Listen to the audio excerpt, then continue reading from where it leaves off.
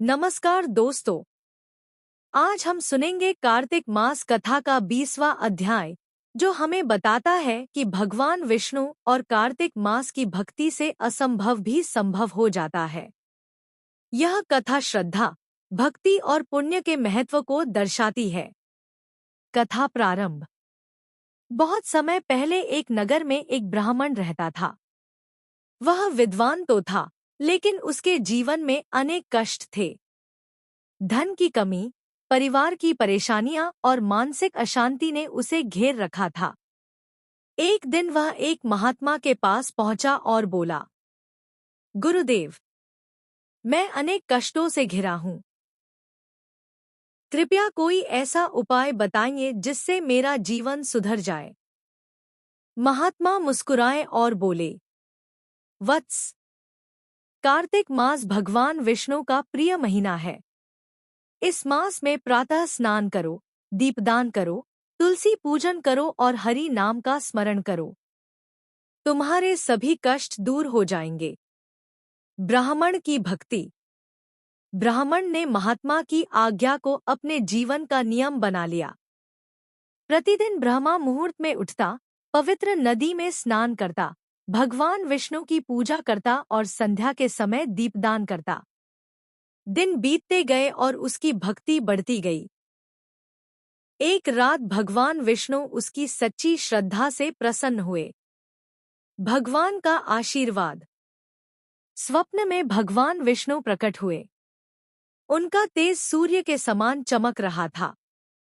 भगवान बोले, हे भक्त, तुम्हारी कार्तिक मास की भक्ति से मैं अत्यंत प्रसन्न हूँ।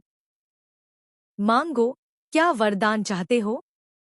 ब्राह्मण ने हाथ जोड़कर कहा, प्रभु, मुझे धन या वैभव नहीं चाहिए।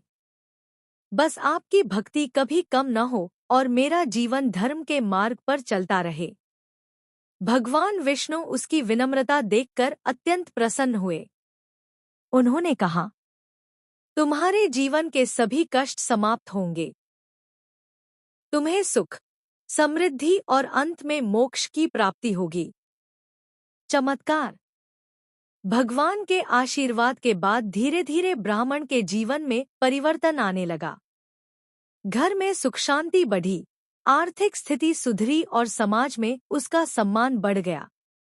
लेकिन सबसे बड़ी बात यह थी कि उसका मन भगवान की भक्ति में स्थिर हो गया। वह जीवन भर कार्तिक मास का व्रत, स्नान और दीपदान करता रहा। अंत समय में भगवान विष्णु के दूत उसे वैकुंठ धाम ले गए। कथा से शिक्षा। दोस्तों, इस अध्याय से हमें 3 महत्वपूर्ण बातें सीखने को मिलती हैं। सच्ची भक्ति कभी व्यर्थ नहीं जाती। कार्तिक मास में स्नान, दीपदान और भगवान विष्णु की पूजा महान पुण्य प्रदान करती है। जो व्यक्ति निष्काम भाव से भगवान की आराधना करता है, उसे सांसारिक सुखों के साथ साथ मोक्ष की भी प्राप्ति होती है। वीडियो समापन। तो दोस्तों, यह थी कार्तिक मास कथा के 20वें अध्याय की अद्भुत कथा। यदि आपको यह कथा पसंद आई हो तो इसे अपने परिवार और मित्रों के साथ अवश्य साझा करें। जय श्री हरि। जय श्री विष्णु।